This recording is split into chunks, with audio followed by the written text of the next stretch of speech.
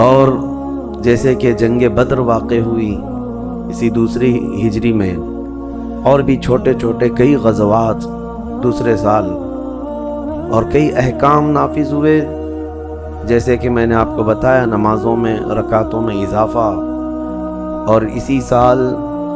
زکوٰۃ فرض ہوئی اور رمضان کے روزے فرض ہوئے، اور اسی سال نبی پاک صلی اللہ علیہ وسلم نے عید کی نماز جماعت کے ساتھ لوگوں کو پڑھائی۔ اب مسئلہ یہ تھا کہ اب تیسری ہجری، دیکھیں مدینہ طیبہ میں آنے کے بعد ہر سال بہت امپورٹنٹ ہے۔ سیرت کے یہ جو 10 سال ہیں یہ ایسا مغز ہے پوری امت کے لیے کہ نبی پاک صلی اللہ علیہ وسلم کی سیرت کے یہ جو 10 سال ہیں، کیونکہ یہ اسلامی ریاست کے اسٹیبلشمنٹ میں گزرے ہیں، اور کثرت سے جنگیں ہوئیں اور بہت سارے احکام نافذ ہوئے، لوگوں کو دور دور تک اسلام کی تبلیغ کرنے کے لیے بھیجا گیا۔ یہ سارے معاملات انہی 10 سالوں میں ہوئے مدنی زندگی میں۔ اب مسئلہ یہ تھا کہ جنگ بدر جیسے آپ نے سن لیا کہ اس میں جو مقتول ہوئے کفار میں سے 70 مارے گئے تھے، اور 70 حضور کے پاس قیدی بن کر آئے تھے، اور مسئلہ یہ تھا کہ بدر میں بڑے بڑے سردار مارے گئے تھے کافروں کے، جس کی وجہ سے مکہ کا ہر گھر ماتم کدہ بن گیا تھا۔ جگہ کسی کا بیٹا، کسی کا باپ، کسی کا بھائی مارے گئے ہیں، اور عربوں میں یہ عادت تھی کہ اپنے گھر کے کسی فرد کے قتل کے بعد جب تک بدلہ نہیں لیتے اس وقت تک وہ کوئی چین سے نہیں بیٹھتے تھے۔ ان کے ہاں رواج یہ تھا، وہ بدلہ لینے کو اپنی زندگی کا سب سے بڑا فریضہ سمجھتے تھے، اور ہر گھر میں یہ چیز روزانہ ہوتی رہتی تھی کہ بدلہ لینا ہے، بدلہ لینا ہے۔ اب جب مکہ کے کفار وہ اپنے سرداروں کے قتل کا ماتم منا رہے تھے، تو اس میں صفوان جو امیہ کا بیٹا ہے، اور اس کے علاوہ اکرمہ جو ابو جہل کے بیٹے ہیں، تو یہ دونوں چونکہ بڑے بڑے لوگوں کے بیٹے تھے، امیہ جو ہے وہ بھی بہت بڑا آدمی تھا، رئیس مکہ تھا، ابو جہل وہ تو گنڈا تھا ہی پہلے سے، اس کا بیٹا، دونوں لوگوں نے مل کر کے پورے مکہ میں ایسے بدلے کی آگ پھیلائی، اور سب کو جمع کر کے وہ ابو سفیان کے پاس گئے اور کہا ابو سفیان تم اب ہمارے سردار ہو، ہمیں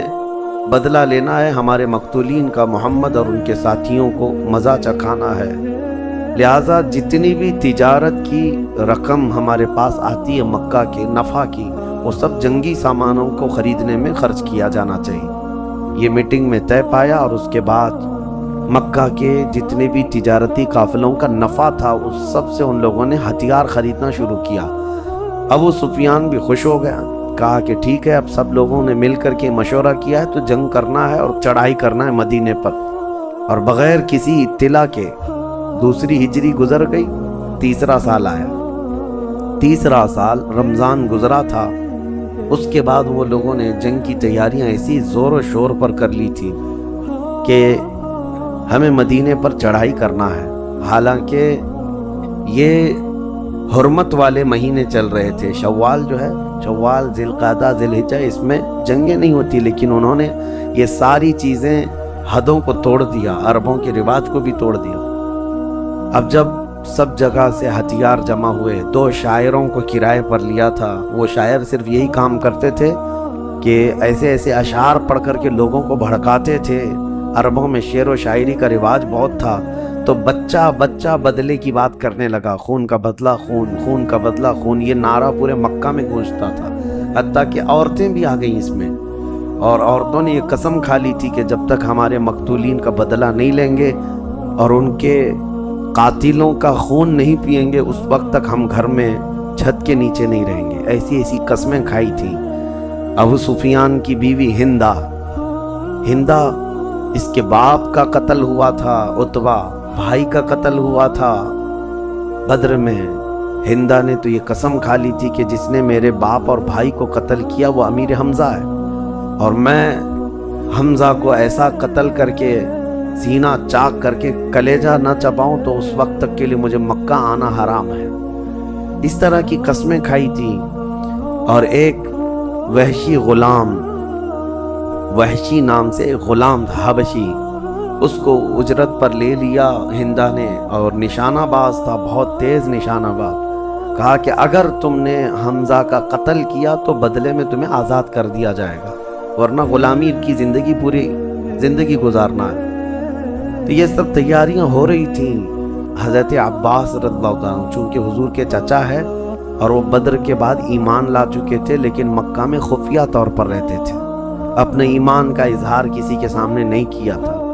تو وہ ساری تیاریاں بہت قریب سے دیکھ رہے تھے۔ خط لکھ کر کے رسول پاک صلی اللہ علیہ وسلم کو خبر کر دیا کہ مکہ والے اتنے زور و شور سے تیاریوں پر ہیں اور مدینے پر چڑھائی کرنے والے ہیں۔ جب حضرت عباس کا خط پہنچا حضور صلی اللہ علیہ وسلم کے پاس، تو نبی پاک صلی اللہ علیہ وسلم نے پھر مہاجرین اور انصار کی میٹنگ لی اور سب کے سامنے یہ بات عرض کی۔ تو پھر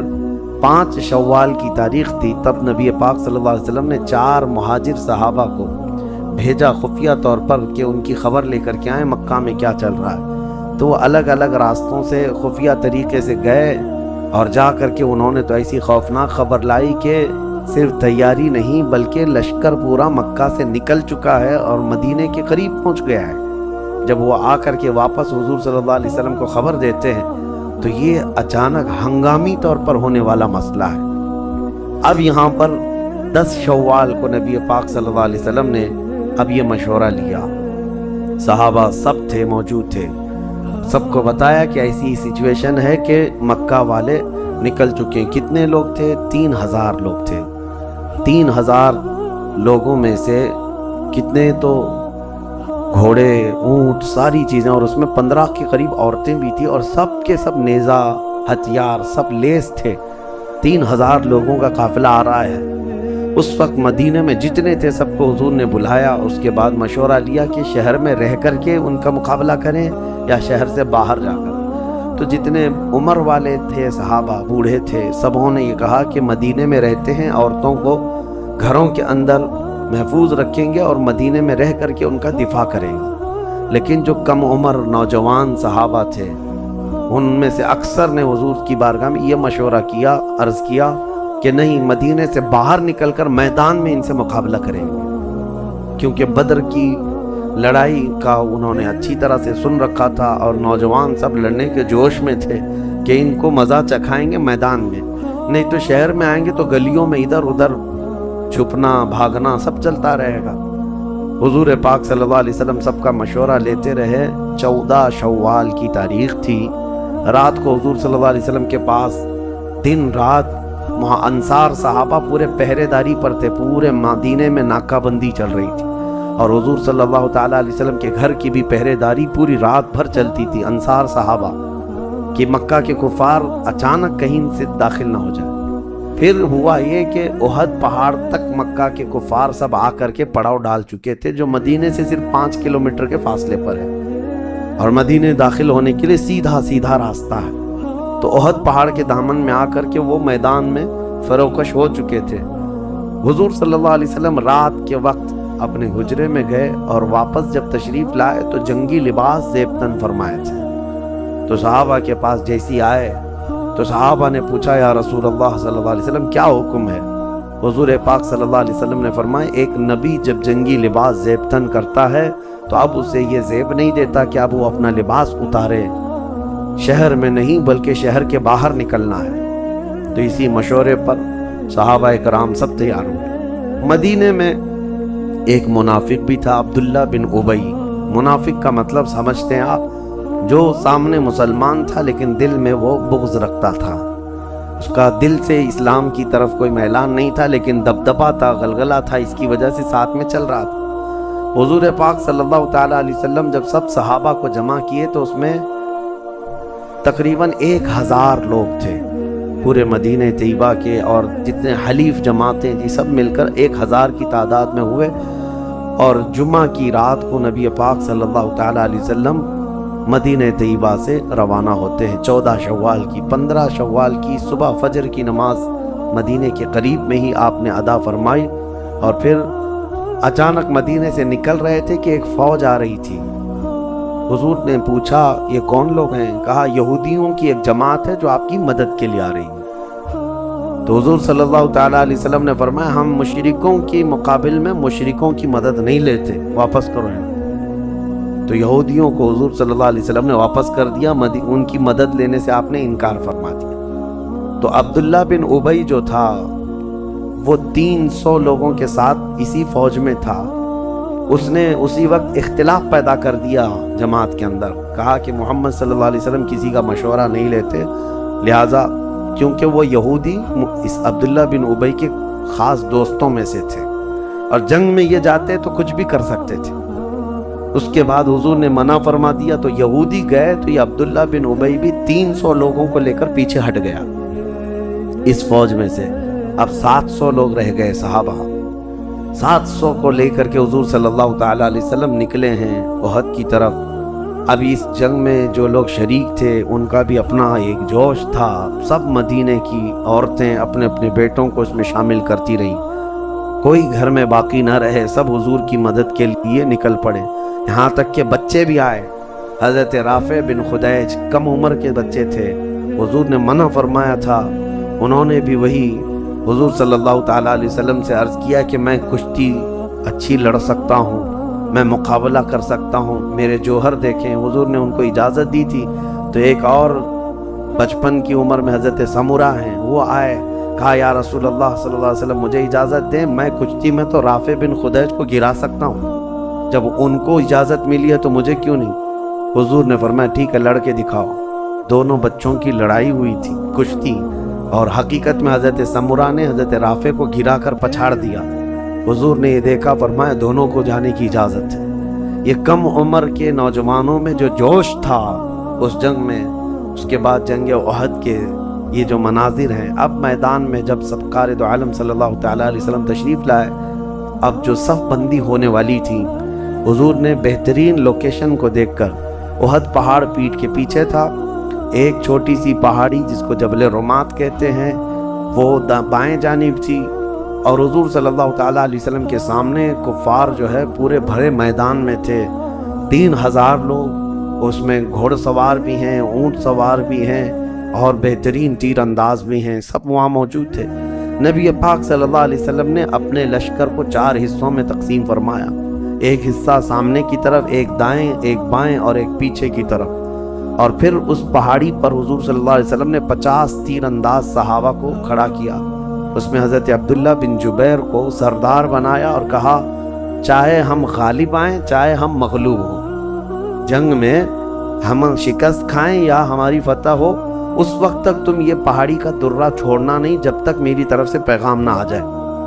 کیونکہ وہ ایک چھوٹی پہاڑی ایسی تھی کہ اس پر کھڑے ہو کر کے یہ صحابہ پیچھے سے آنے والے کافروں کا مقابلہ کر سکتے تھے، کیونکہ پیچھے سے بھی کوئی بھی آ سکتا، اس حضور صلی اللہ علیہ وسلم کی اس جماعت کو پیچھے سے حملہ کیا تھا۔ 700 لوگ ہیں اور مقابل میں 3000 لوگ ہیں، کتنی بڑی تعداد ہے، یعنی ان سے حضور صلی اللہ تعالیٰ علیہ وسلم کی اس جماعت سے تقریباً 4 گنا زیادہ تھے، وہ اس سے زیادہ تھے، تو پیچھے سے آ کر کے مقابلہ نہ کریں، اس لیے حضور صلی اللہ علیہ وسلم نے 50 تیر انداز صحابہ کو ایک چھوٹی پہاڑی پر کھڑا کیا تھا، اور وہ بہترین تیر انداز تھے۔ یہ جنگ کا لوکیشن تھا۔ اب کافروں کی طرف سے جو آئے تھے، اب ان لوگوں نے بھی بہترین صف اندازی کی تھی، اور اس میں میمنہ جس کو کہتے ہیں دائیں جانب والا پورا مورچہ خالد بن ولید نے سنبھالا تھا، میسرہ جس کو کہتے ہیں بائیں جانب والا پورا مورچہ اکرمہ بن ابو جہل انہوں نے سنبھالا تھا، اور طلحہ بن ابو طلحہ ایک شخص تھا، بڑا پہلوان تھا، وہ سامنے کے حصے میں جھنڈا اٹھایا ہوا تھا۔ جھنڈا مین ہوتا تھا جنگوں میں کہ اگر جھنڈا گر گیا تو اس کا مطلب شکست ہو جاتی، اور کوئی جھنڈا گرنے نہیں دیتا تھا۔ اور حضور صلی اللہ تعالیٰ علیہ وسلم کے صحابہ میں جو جھنڈا اٹھائے ہوئے تھے وہ حضرت مصعب بن عمیر رضی اللہ تعالیٰ عنہ تھے، تو یہ حضرت جبیر بن مطعم بھی تھے، حضرت جبیر رضی اللہ تعالیٰ عنہ۔ اب یہاں ایک مسئلہ تھا کہ کافروں کی طرف سے جو آئے تھے ان کی عورتیں اتنا ابھار رہی تھیں اشعار پڑھ پڑھ کر کے، 15 عورتیں تھیں، لیکن پورے کفار مکہ کے صفوں میں جو ہے جوش بھر چکی تھی۔ اب لڑائی شروع ہونے کا انداز کیا تھا کہ شروع میں ان کی طرف سے ایک ابو عامر نام کا شخص تھا جو مدینے کا رہنے والا تھا، اور اس کو راہب کہتے تھے، یعنی اتنا پرہیزگار، اتنا عبادت گزار کہ پورے مدینے والے اس سے بہت محبت کرتے تھے۔ لیکن جب نبی پاک صلی اللہ علیہ وسلم مدینے آئے تو حسد اور جلن کی وجہ سے وہ مدینہ چھوڑ کر چلا گیا تھا مکہ، اور کافروں میں جا کر حضور کے خلاف بھڑکاتا تھا، کیونکہ اس کی ساری سیٹ چلی گئی تھی مدینے میں۔ مدینے والے انصار سب اس کی بڑی عزت کرتے تھے، اس کو راہب کہتے تھے، لیکن رسول اللہ صلی اللہ علیہ وسلم اس کو فاسق کہتے تھے کہ وہ فاسق ہے۔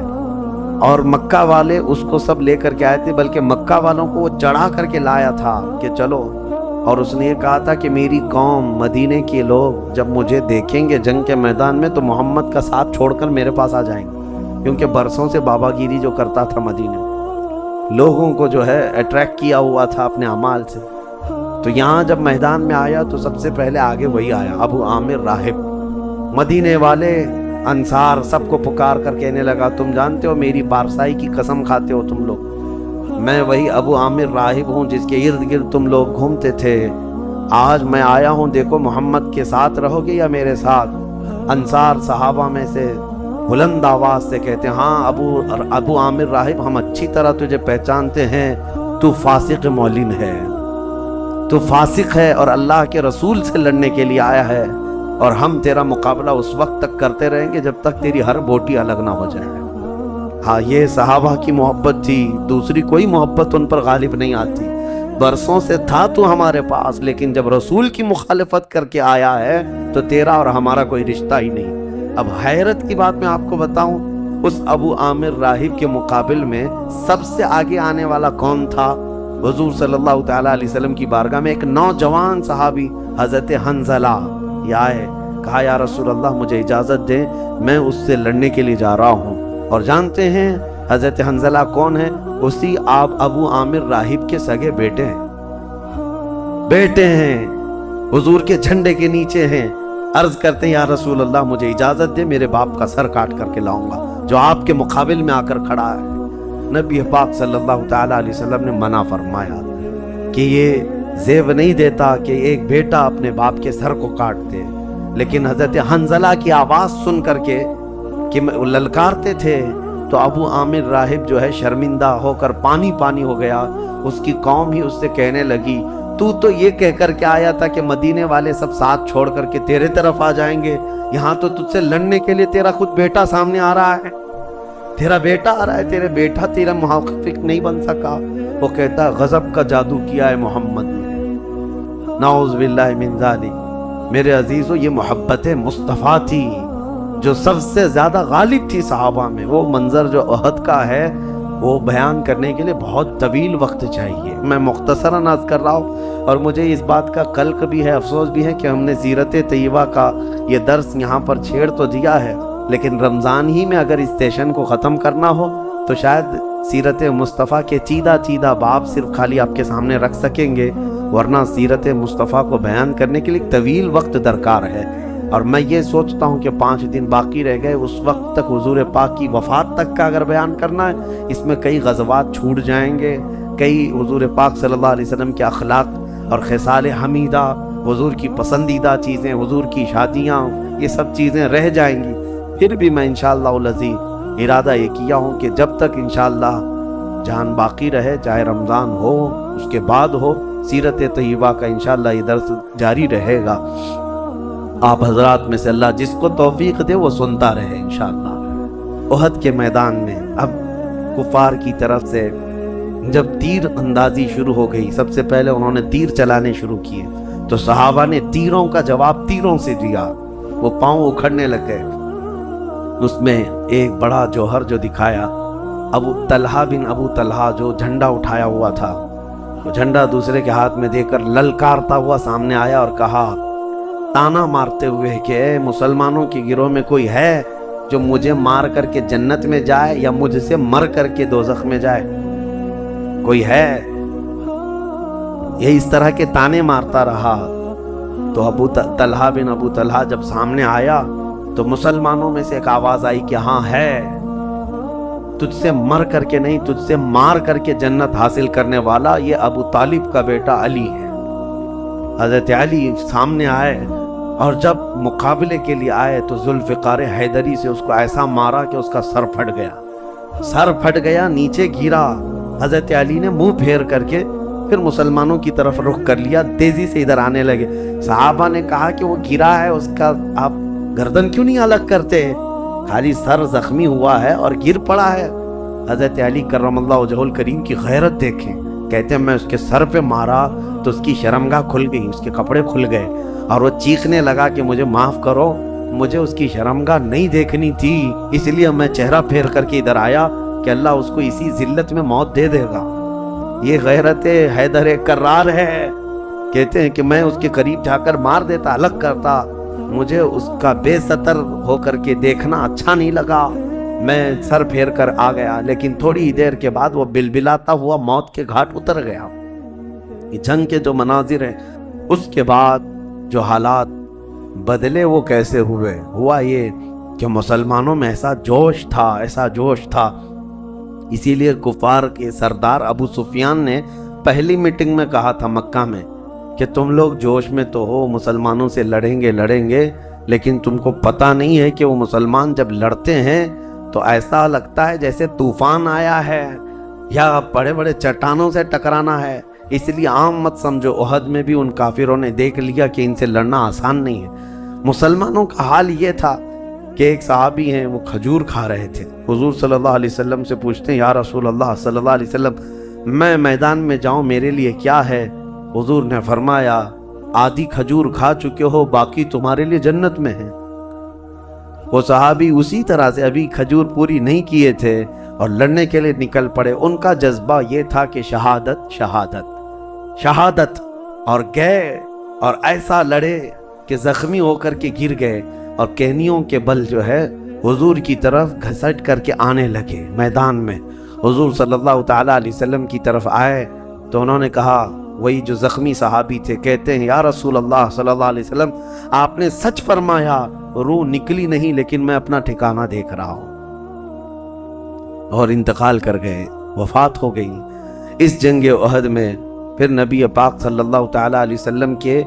ہم شکل تھے حضرت مصعب بن عمیر جو جھنڈا اٹھائے، حضور کے سفیر بھی تھے، ایمبیسیڈر بھی تھے، یہ بادشاہوں تک پیغام اسلام لے کر کے جاتے تھے، حضور سے مشابہ تھے، دیکھنے میں حضور صلی اللہ علیہ وسلم کی طرح نظر آتے تھے، یہ جھنڈا اٹھائے ہوئے تھے۔ یہ بڑھ کر کے کفار کے نرغے میں ایسے گھس گئے کہ ان کے ہاتھ پہ جھنڈا تھا اور ایک ہاتھ میں تلوار بھی تھی، ابو سفیان کا سر ان کے ہاتھ میں آ گیا تھا، ابھی مارنے ہی والے تھے کہ پیچھے سے ایک شخص شداد بن اوس، اس نے یا دوسرا ایک کافر کوئی آیا اور آپ کے ہاتھ مونڈے پر مار دیا، ہاتھ کٹ گیا، تلوار گر گئی، ایک ہاتھ سے جھنڈا سنبھالے، اس نے دوسرے ہاتھ کو بھی مار دیا۔ جھنڈا گرنا تھا لیکن کٹے ہوئے بازوؤں سے، سینے سے اور دانت سے اس جھنڈے کو پکڑے رہے کہ یہ رسول اللہ کا جھنڈا ہے، اس کو زمین پر آنے نہیں دیا۔ دونوں ہاتھ کٹ جانے کے بعد بھی کٹے بازوؤں سے انہوں نے جھنڈے کو سنبھالے رکھا، اور جب جھنڈا گرنے کے قریب تھا دوسرے صحابی دوڑ کر کے آئے، حضرت جبیر، جھنڈے کو اٹھا لیا۔ اس وقت تک حضرت مصعب گر چکے تھے اور ان کے اوپر کافروں نے اتنے وار کر دیے تھے کہ وہ شہید ہو چکے تھے۔ انس بن نزیر ایک صحابی ہیں، اب یہ شہادتیں انشاءاللہ پھر میں عرض کروں گا، کیونکہ احد کے جو معاملات ہیں وہ بڑے طویل ہیں۔ جو جنگ ہوئی، اچانک ہوا یہ کہ کفار منہ پھیر کر کے بھاگنے پر مجبور ہو گئے، تیروں کی وہ تاب نہیں لا سکے جو مسلمان تیر پھینک رہے تھے، صحابہ جو تیر پھینک رہے تھے اس کی تاب نہ لا سکے اور بھاگنے لگے۔ عورتیں ان کے پیچھے ان کے دامن پکڑ پکڑ کر گھسیٹ کر کے جنگ کے میدان میں لا رہی تھیں، لیکن کوئی آنے کو تیار نہیں تھا۔ عورتیں ان کو بزدل کہہ رہی تھی، جبان کہہ رہی تھی، نامرد کہہ رہی تھیں، بہت جوش دلا رہی تھی، لیکن کسی کو جوش نہیں آتا تھا، سب بھاگنے پر مجبور تھے، کیونکہ ان کو بدر یاد تھی کہ بڑے بڑے مارے جا چکے، اب ہمارا بھی نمبر ہے۔ میدان چھوڑ کر کے بہت تیزی سے بھاگنے لگے۔ ہاں، میں جو بات کہہ رہا تھا، حضرت مصعب بن عمیر کی شہادت کے بعد مسئلہ یہ ہو گیا کہ جیسی حضرت مصعب بن عمیر کو قتل کیا گیا، کفار میں یہ بات پھیل گئی کہ محمد صلی اللہ علیہ وسلم کا قتل ہو گیا، کیونکہ شکل میں دیکھنے میں حضور کی طرح دکھتے تھے۔ تو حضرت مصعب بن عمیر جیسے ہی قتل ہوئے، کافروں میں یہ بات پھیلا دی گئی کہ محمد صلی اللہ علیہ وسلم کا قتل ہو گیا، محمد صلی اللہ علیہ وسلم کا قتل ہو گیا، جیسی یہ خبر یہ شیطان نے اور بھڑکائی، جیسے صحابہ کے کانوں میں یہ آواز آئی، صحابہ کے کانوں میں آواز آئی، ان کے ہاتھوں سے تلواریں چھوٹ گئیں کہ نبی پاک صلی اللہ علیہ وسلم کا قتل ہو گیا، تو اب ان کے بعد پھر کس کے لیے ہمیں لڑنا ہے؟ ہماری تلواریں کس کام کی؟ اگر محمد عربی صلی اللہ علیہ وسلم نہیں ہے، ہمارے آقا و مولا نہیں ہے، تو تلواریں چھوٹ گئی۔ لیکن جانتے ہو حضرت مصعب بن عمیر جو شہید ہو کر کے گرے تھے، ابھی ان کی روح باقی تھی، ابھی پوری جان نہیں گئی تھی، جھنڈا جنہوں نے آخری وقت تک پکڑا تھا ان کی زبان سے یہ آیت تلاوت ہو رہی تھی۔ جب انہوں نے دیکھا کہ میرے نام سے لوگوں نے یہ مشہور کر دیا کہ محمد صلی اللہ علیہ وسلم کا قتل ہو گیا ہے، وہ زور زور سے آواز سے یہ آیت پڑھنے لگے، وَمَا مُحَمَّدٌ إِلَّا رَسُولٌ قَدْ خَلَتْ مِن قَبْلِهِ الرُّسُلُ۔ محمد صلی اللہ علیہ وسلم تو اللہ کے ایک رسول ہیں، ان سے پہلے بھی بہت سارے رسول آئے اور گئے، اور وہ یہ درس دینا چاہتے تھے کہ اے صحابہ، تم اللہ کے لیے لڑتے ہو، اللہ حی اور قیوم ہے، ہمیشہ سے زندہ، ہمیشہ زندہ رہے گا۔ ان کی آیت یہی چلتی رہی اور وہ شہید ہو گئے۔ اب صحابہ کے درمیان یہ بات ابھی کنفرم نہیں تھی کہ کس کا انتقال ہوا، کون، کیونکہ جنگی حالات ایسے ہوتے تھے کہ کون خبر لائے گا۔ یہاں پر بعد میں اچانک جنگ کا پاسا اس وقت پلٹا کہ کفار جیسی میدان چھوڑ کر کے بھاگے تو صحابہ مال غنیمت جمع کرنے میں لگ گئے، تو جو درے پر کھڑے تھے جبل رمات پر، وہ سب کے سب اتر کر کے آنے لگ گئے۔ اس میں عبداللہ بن جبیر جو سردار تھے، انہوں نے ہر ممکن کوشش کی کہ مت جاؤ جب تک رسول اللہ کا فرمان نہ آئے، لیکن 40 لوگ اتر گئے تھے، 10 باقی رہ گئے۔ خالد بن ولید ایک اونچے ٹیلے پر جا چکے تھے، جنگ سے بھاگ کر کے جب گئے تھے، وہاں سے یہ لوکیشن دیکھ رہے تھے، 200 گھوڑ سواروں کو دوڑاتے ہوئے پیچھے سے آئے، پیچھے سے آ کر کے جو مال غنیمت جمع کر رہے تھے، صحابہ پر تیروں سے بارش کر دی، ایسی بارش کر دی کہ صحابہ سنبھل نہیں پائے، اور پھر ان کے درمیان یہ آواز ہونے لگی کہ حملہ ہو گیا۔ تو یہ مڈ بھیڑ جو ہوئی 200 لوگوں کی اور یہاں صحابہ کی، تو جو مشرکین بھاگے ہوئے تھے وہ بھی پلٹ کر کے آ گئے میدان میں، تو صحابہ پس گئے۔ اچھا، اس میں ایک بہت بڑا مسئلہ یہ بھی ہوا کہ دونوں جب گڑمڈ ہو گئے، ایک دوسرے میں خلط ملط ہو گئے، ادھر سے بھی کفار ادھر سے بھی کفار، تو مسلمان جو تھے جتنے صحابہ، ان کے ہی ہاتھوں سے کئی مسلمان بھی شہید ہوئے۔ حضرت یمان رضی اللہ تعالیٰ جو حضرت حذیفہ کے والد ہیں، صحابہ تلواریں اٹھا کر کے مقابلہ کر رہے تھے، کون ہے سمجھ میں نہیں آ رہا تھا، ان کو شہید کرنے لگے۔ حضرت حذیفہ پکارنے لگے میرے باپ ہیں، میرے باپ ہیں، لیکن کسی کو کچھ سوچتا نہیں تھا، قتل ہو گئے۔ اس طرح سے یہ جو غلط فہمی میں قتل ہوئے ہیں، اس طرح سے بھی قتل ہوئے، لیکن قرآن میں اللہ تعالیٰ نے ان کی معافی کا پروانہ جاری فرمایا کہ انہوں نے کسی سے یعنی زور زبردستی یا جان بوجھ کر کے یا سرکشی میں نہیں قتل کیا، وہ ان کی خطا اجتہادی تھی، پہچان نہ سکے۔ اس کے بعد پھر نبی پاک صلی اللہ تعالیٰ علیہ وسلم کی طرف بھی حملہ ہوا۔ اب یہ آگے کے معاملات انشاءاللہ العزیز کل میں عرض کرتا ہوں، احد کے اور تیسری ہجری کے اہم واقعات۔ اللہ کریم ہم سب کو حضور پاک کے جلووں میں زندگی عطا فرمائے، حضور کے قدموں میں موت عطا فرمائے۔